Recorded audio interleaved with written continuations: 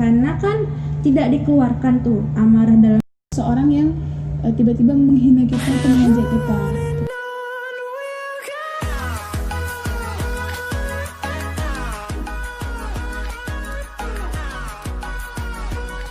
Halo semua, kembali lagi bersama kami berdua di Bincang Diva. Semoga kali ini kalian masih tetap semangat mendengarkan penjelasan dari kami. Karena hari ini kita akan bahas hal yang sangat menarik, yaitu tentang memendam emosi, amarah atau amarah. Tuh. Amarah yang dipendam itu sebenarnya tidak baik, tetapi apakah harus meledak-ledak gitu? Apakah emosi itu yang meledak itu boleh dilakukan, atau emosi yang dipendam atau amarah yang dipendam itu boleh juga? Kita akan bahas bareng-bareng di sini. Stay tune terus. Oke, jadi kalian pasti pernah kan nemuin orang atau kalian pernah ngalamin sendiri ketika kalian mulai emosi akan suatu hal, kalian memendamnya, menahannya hanya karena tidak ingin ada konflik yang terjadi. Ini tuh sering disebut sebagai supresi, yaitu tindakan yang dilakukan secara sadar dengan menutupi emosi yang ada dalam diri karena suatu tindakan atau kondisi yang dalam hal ini adalah amarah. Nah, kali ini kita akan dengar dulu penjelasan dari Kapia, gimana nih?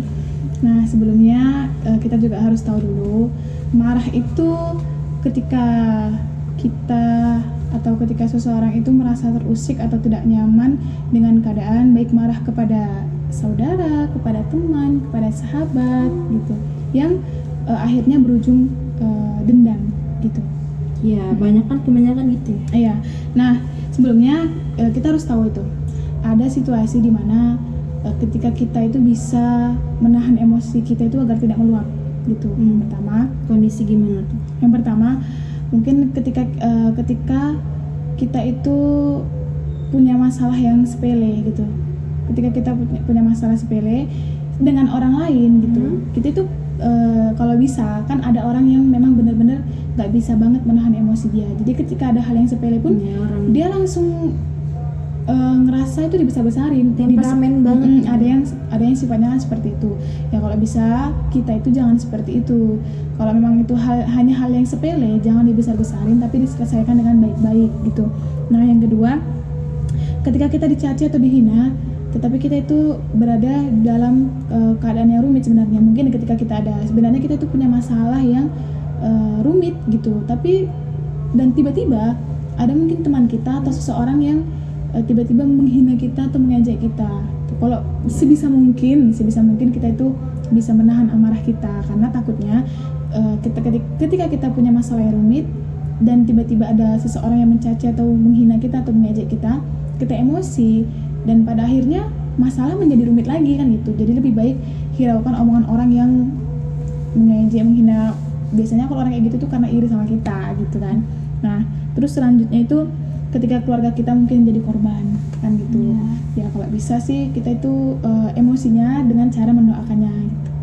Dengan cara mendoakannya. Selanjutnya dan selanjutnya itu ada emosi atau marah yang memang dibolehin dan ada yang nggak dibolehin. Ya, karena tadi kan dia tentang emosi-emosi yang sebenarnya sebisa mungkin ditahan gitu kan. Jadi ada nih emosi yang boleh dan enggak. Iya, kalau untuk emosi yang dibolehin itu ketika itu menyangkut dengan diri kita, kehormatan kita, menyangkut dengan agama, kan banyak juga ya yang kayak ulama-ulama juga kan biasanya kalau ada agama yang dihina, yang dibawa-bawa gitu kan, ya udah kita boleh marah karena itu ya kita membela diri kita, kehormatan kita, membela agama kita, itu dia. Dan marah yang nggak dibolehin itu ketika marahnya itu berujung balas dendam kayak gitu dan meningkatkan keegoisan gitu. Jadi ketika marah itu berujung balas dendam, itu yang nggak dibolehkan gitu. Dan marah tuh nggak selamanya negatif ya. Ada memang kayak wajar-wajar aja harus marah. Misalnya melihat ketidakadilan, ya wajar-wajar aja kalau kalian marah. Yang nggak boleh tuh yang benar-benar nggak bisa bisa dikendalikan. Kalau dia udah marah langsung berterbangan gitu, dilemparin. Apalagi kalau melihat orang yang teraniaya, Ya, itu nggak wajar marah, tapi kita harus bisa mengendalikannya. Tapi tidak boleh semua amarah itu dipendam, itu yang dimaksudkan di sini. dan diluapkannya suka-suka gitu. Iya, jadi ada amarah yang emang kita keluarkan, tapi dengan cara yang elegan gitu. Nggak yang mencak-mencak, nggak yang diluapkan semua. Nggak yang berapi-api. Kata Keluar orang. api deh. Nah itu. Jan. Terus untuk yang terakhir ini itu, kalau dari Dilan dulu ada nggak sih tambahan lain sebelum kita masuk ke tipsnya gitu? Sebenarnya sih bukan tips ya, kayak apa sih, tentang hal-hal yang akan kita alami kalau kita memendam amarah kita itu. Jadi sebelumnya tuh pernah ada penelitian ya untuk orang-orang yang selalu menahan amarah mereka dengan alasan tuh kayak nggak mau berkonflik, nggak mau panjang lah, cepet selesai lah gitu. Pertama, mereka tuh jadi tidak memahami orang lain, jadi mereka tuh kurang paham orang lain karena udah kebawa marah kan. Jadi kurang peduli sama orang lain. Gitu. Jelas. Maaf ya teman-teman.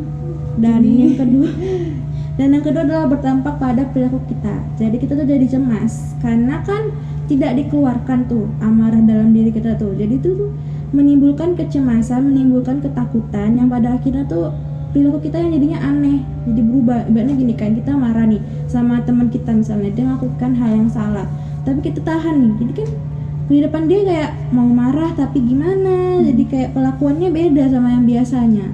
Dan yang ketiga adalah menghabiskan banyak energi. Jadi kita tuh kalau udah menahan amarah, kita tuh sebenarnya emosi kita terkuras dalam pikiran, sehingga kita tuh nggak fokus sama apa yang ada pada hari ini. Ibaratnya kita nggak fokus sama diri kita sekarang. Karena kalau misalnya gini, contohnya kalau kita lagi kerja kita di rumah nahan emosi nih, jadinya pas di pekerjaan kita itu jadi nggak di situ gitu pikirannya, jadi cemas segala macam, jadi nggak nyaman gitu. Ya, nah Selanjutnya ada 3 dampak yang kalian juga harus tahu ketika kita itu tidak bisa memandang amarah kita. Yang pertama, sulit mengendalikan diri. Nah biasanya ketika orang marah itu, ketika orang emosi, dia itu pasti nggak pernah berpikir panjang dan pada akhirnya dia nggak bisa mengendalikan dirinya sendiri. Bisa aja mungkin dia tiba-tiba mukul, main tangan, kasar gitu ketika dia sulit mengendalikan diri dia sendiri.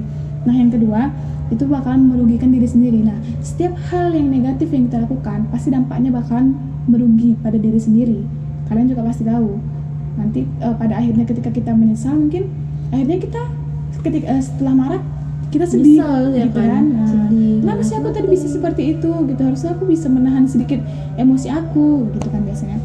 Terus yang terakhir itu mendapatkan penyesalan pada akhirnya, itu tadi masih bersangkut dengan yang merugikan diri sendiri tadi, dan akhirnya kita mendapatkan penyesalan gitu.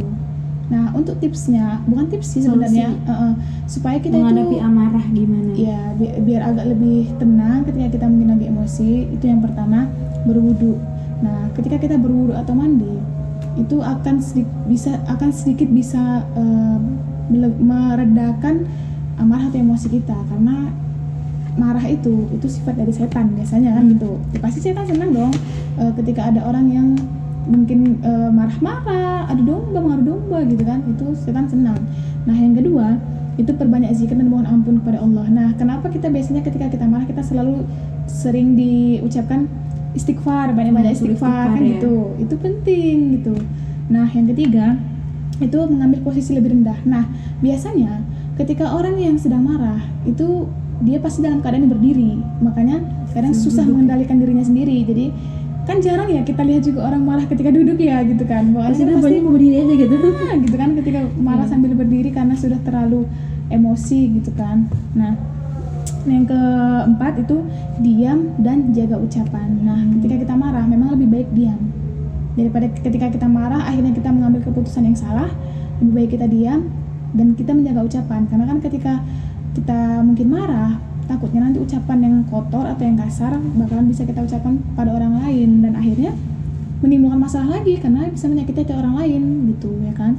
Nah yang terakhir itu berdoa, dan jangan lupa pasti ketika kita mungkin sedang marah, sedang emosi, yang sedang sedih sekalipun, kita juga jangan lupa untuk berdoa, memohon ampun dan mohon perlindungan, karena kan memang tadi marah itu sifat dari setan, jadi kita tetap harus mohon perlindungan agar kita terlindungi dari sifat yang benar-benar amarah yang membara-bara gitu. Nah, mungkin Oke, jadi sampailah kita pada kesimpulan. Jadi amarah itu boleh sebenarnya, dan yang nggak boleh itu adalah yang tidak bisa mengendalikannya. Dan amarah juga nggak harus kita diemin aja kalau lagi marah. Iya. Bisa juga dikeluarkan, tapi dengan cara yang baik, dengan cara yang elegan. Jadi itu perlu dipelajari sih, bagaimana cara berkomunikasi saat kita marah. Misalnya kalau lagi marah sama teman ataupun sama teman pekerjaan kita atau kerjaan atau sama atasan, itu emang beda-beda ya cara menyampaikan amarahnya itu. Jadi kalau semua kita pikirkan tuh yang kayak mencak-mencak gitu, susah juga. Nah, mungkin sampai sini dulu pembahasan kita hari ini. Semoga kalian bisa mengambil manfaat. Karena di video kami ini kami ingin sekali bisa memberikan dampak yang positif untuk Ya, teman-teman juga dan untuk kami juga gitu. Ya pastinya tetap bisa menjadi bermanfaat untuk banyak orang gitu. Dan terima kasih untuk support dari teman-teman semua. kasih semua. Terima kasih.